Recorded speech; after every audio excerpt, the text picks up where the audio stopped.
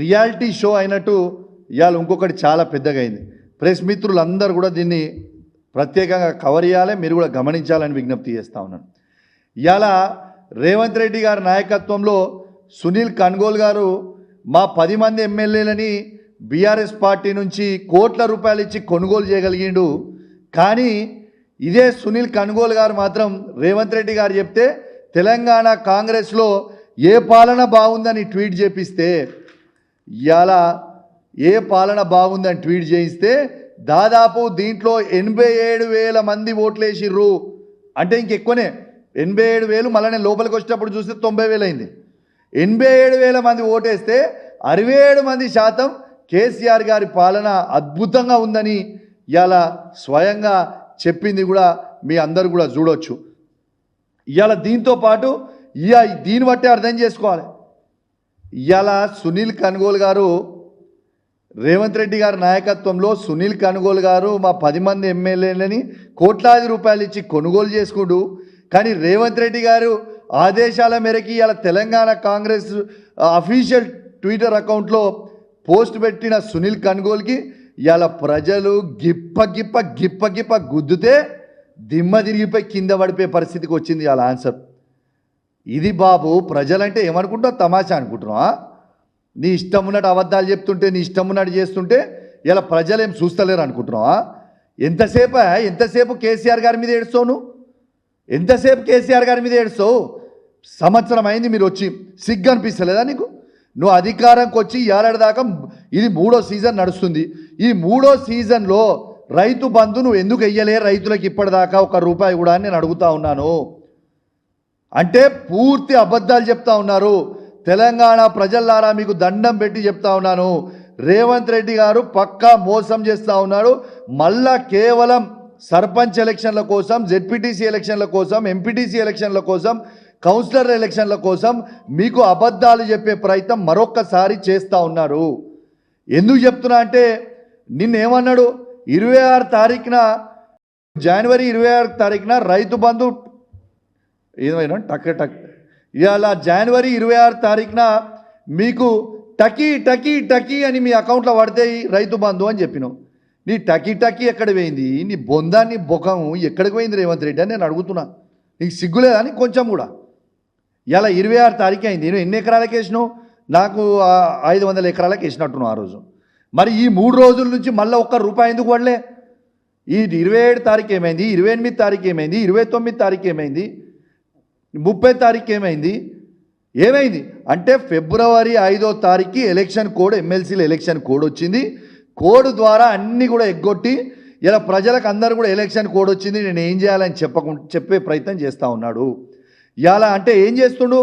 ఇవాళ ఈ 1 month MLC election code, తర్వాత సర్పంచ్ ఎలక్షన్ కోడ్, తర్వాత ఎంపీటీసీ జెడ్పీటీసీ ఎలక్షన్ కోడ్, తర్వాత కౌన్సిలర్ల ఎలక్షన్ కోడ్. అంటే ఒక 6 నెలల పాటు ఇవాళ కేవలం ఎలక్షన్ కోడ్ మీద ఇవన్నీ కూడా జరిపే ప్రయత్నం చేస్తూ ఉన్నారు.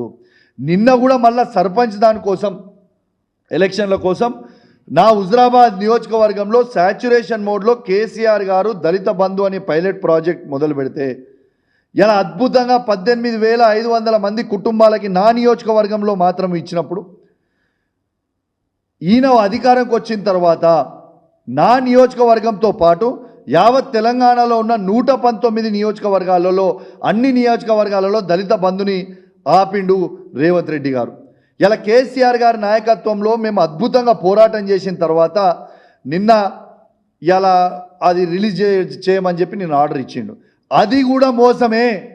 ఎందుకంటున్నా అంటే 5 రోజుల ఎలక్షన్ కోడ్ వస్తే, ఖచ్చితంగా 5 రోజుల ఎలక్షన్ కోడ్ వస్తే మళ్ళీ ఎలక్షన్ కోడ్ ఉంది అని చెప్పి మళ్ళీ ఆపే ప్రయత్నం చేస్తూ ఉన్నాడు. ఇది వాస్తవము.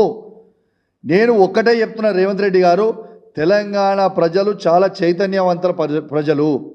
నువ్వు జాదా హుషారి జానుకు కత్రా అవుతుంది నీకు.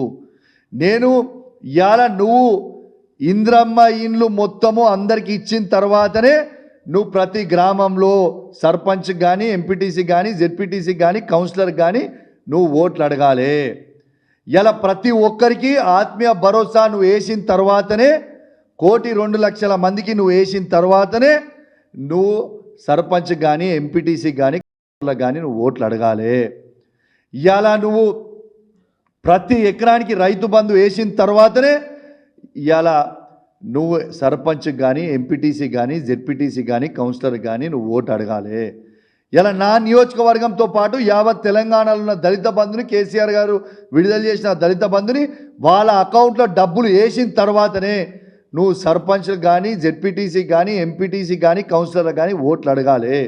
నువ్వు ఓట్లు అడిగి నువ్వు ఇవి అన్నీ ఇవ్వకుండా నువ్వు ఓట్లు వచ్చి అడిగితే ప్రజలు మాత్రం ఇంతకుముందు నిన్ను గిప్ప గుద్దినట్టు నీ అఫీషియల్ ట్విట్టర్ అకౌంట్లో పెడితేనే ప్రజలు నిన్ను గిప్ప గుద్దినట్టు మళ్ళీ అప్పుడు కూడా ఆ ఓట్ల గిప్ప గుద్దుదురు ఖాయం. తస్మా జాగ్రత్త అని హెచ్చరిస్తూ ఉన్నాను. దాంతోపాటు అదేవిధంగా మేము పెట్టలే, ఇది కూడా ఆర్టీవీ వాళ్ళు పెట్టిండ్రు. ఆర్టీవీ వాళ్ళు కూడా పెట్టిన దాంట్లో ఏమొచ్చిందో చూడండి.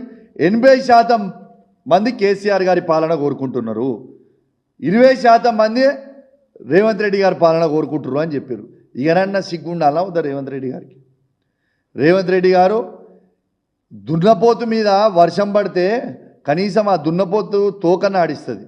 ఈ ప్రభుత్వం మీద వర్షం పడినా ఇలా కనీసం ఇంచు కూడా కదలకుంటున్నారు.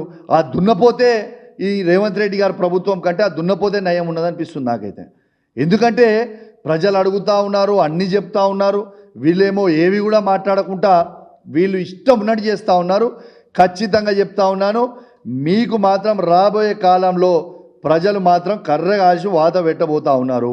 అరే నేను ఇంకోటి మర్చిపోయినా, ఇష్టం ఉన్నట్టయితే ఇలా మాట్లాడినా మళ్ళీ రేపు ఫ్రైడే మళ్ళీ ఏం కేసు పెట్టి రేపు మళ్ళీ జైలు నూకాలనుకుంటాడు నా మీద.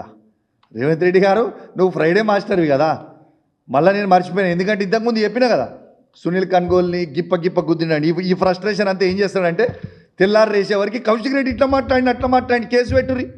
అబ్బో రేవంత్ రెడ్డి గారు మళ్ళీ రేపు ఫ్రైడే ఎదురు చూస్తున్నాం మళ్ళీ ఏ కేసు పెడతామని.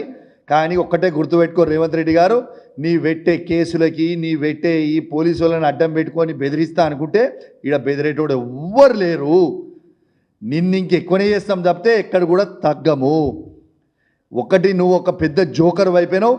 మా తెలంగాణ రాష్ట్రానికి పట్టిన శని ఎవరంటే రేవంత్ రెడ్డి గారు, ఈ కాంగ్రెస్ ప్రభుత్వం అని చెప్పక తప్పదు.